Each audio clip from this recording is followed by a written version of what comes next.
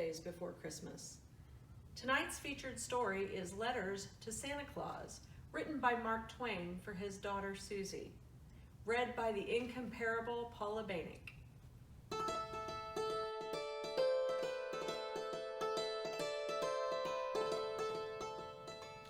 Wartime Christmas by Joyce Kilmer. Let by a star, a golden star, the youngest star, an olden star. Here the kings and the shepherds are, a-kneeling on the ground. Where did they come to the inn to see? God in the highest, and this is he, a baby asleep on his mother's knee, and with her kisses crowned. Now is the earth a dreary place, a troubled place, a weary place. Peace has hidden her lovely face and turned in tears away. Yet the sun, through the war cloud sees babies asleep on their mother's knees. While there are love and home and these, there shall be Christmas Day.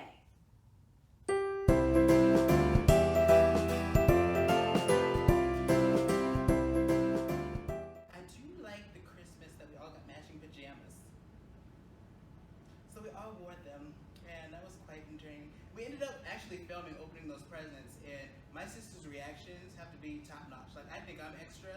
Like, she takes extra to a whole new extreme. Like, I strive to be her. That's how bad it is, but I love her dearly. Like, but if you ask her, she's gonna say I'm the extra one. So just take that with a grain of salt.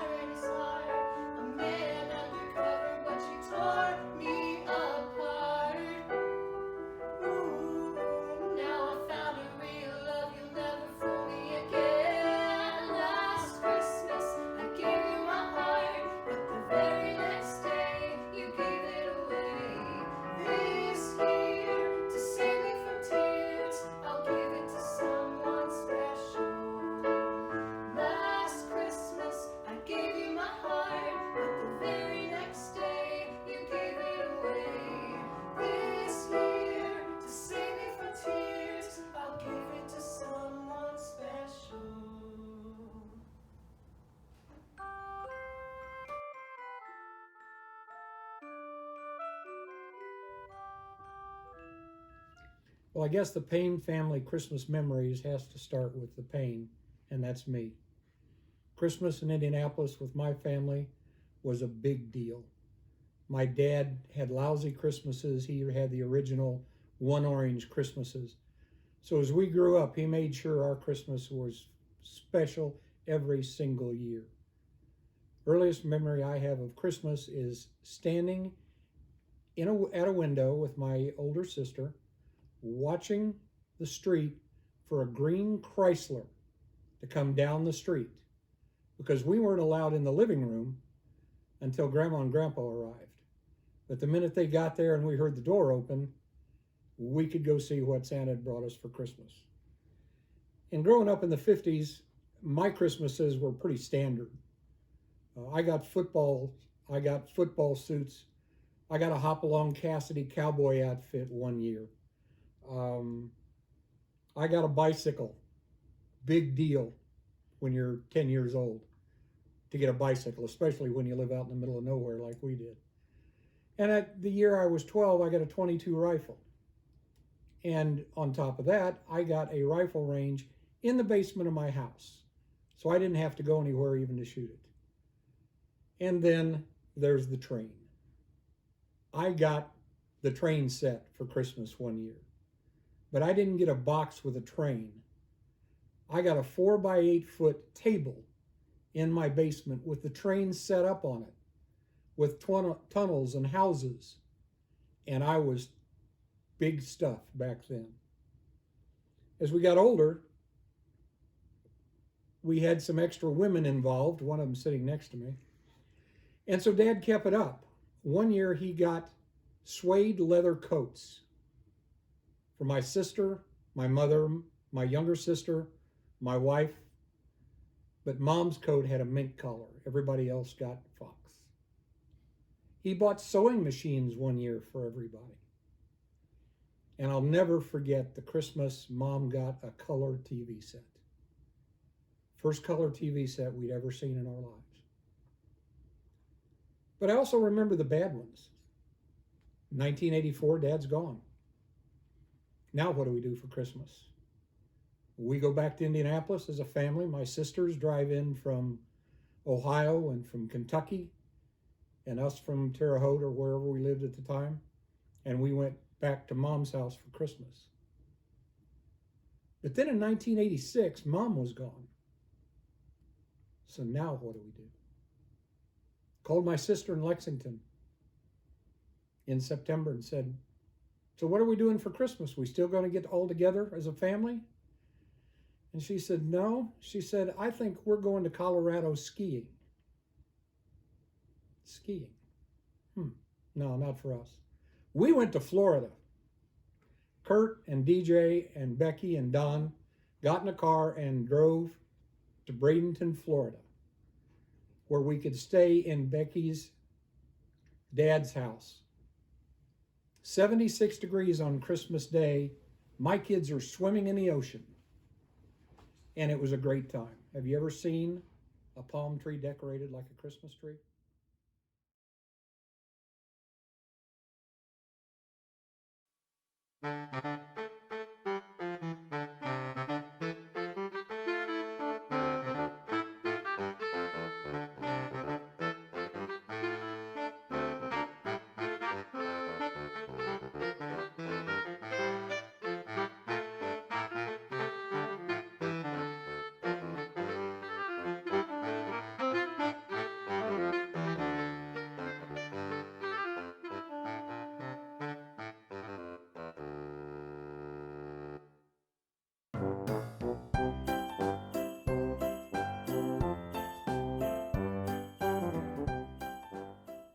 From Santa Claus by Mark Twain. My dear Susie Clemens, I have received and read all the letters which you and your little sister have written me. I can read your and your baby sister's jagged and fantastic marks without any trouble at all. But I had trouble with those letters which you dictated through your mother and the nurses, for I am a foreigner and cannot read English writing well. You will find that I made no mistakes about the things which you and the baby ordered in your own letters. I went down your chimney at midnight when you were asleep and delivered them all myself, and kissed both of you too.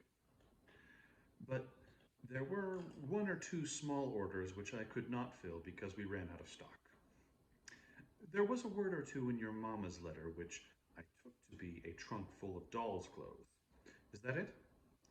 I will call at your kitchen door about 9 o'clock this morning to inquire, but I must not see anybody, and I must not speak to anybody but you. When the kitchen doorbell rings, George must be blindfolded and sent to the door. You must tell George he must walk on tiptoe and not speak, otherwise he will die some day. Then you must go up to the nursery and stand on a chair or the nurse's bed and put your ear to the speaking tube that leads down to the kitchen. And when I whistle through it, you must speak in the tube and say, "Welcome, Santa Claus." Then I will ask whether it was a trunk you ordered or not. If you say it was, I shall ask you what color you want the trunk to be. And then you must tell me every single thing in detail which you want the trunk to contain. Then when I say, "Goodbye, and a Merry Christmas to my little Susie Clemens," you must say, "Goodbye, good old Santa Claus, I thank you very much." Then you must go down into the library and make George close all the doors that open into the main hall, and everybody must keep still for a little while. I will go to the moon and get those things, and in a few minutes I will come down the chimney that belongs to the fireplace that is in the hall. If it is a trunk you want, because I couldn't get such a thing as a trunk down the nursery chimney, you know. If I should leave any snow in the hall, you must tell George to sweep it into the fireplace, for I haven't time to do such things. George must not use a broom, but a rag, else he will die someday. If my boot should leave a stain on the marble, George must not wholly stone it away. Leave it there, always in memory of my visit, and whenever you look at it or show it to anybody, you must let it remind you to be a good girl. Whenever you are naughty and someone points to that mark which your good old Santa Claus boot made on the marble, what will you say, little sweetheart? Goodbye for a few minutes, till I come down to the world and ring the kitchen doorbell. Your loving Santa Claus, whom people sometimes call the Man in the Moon.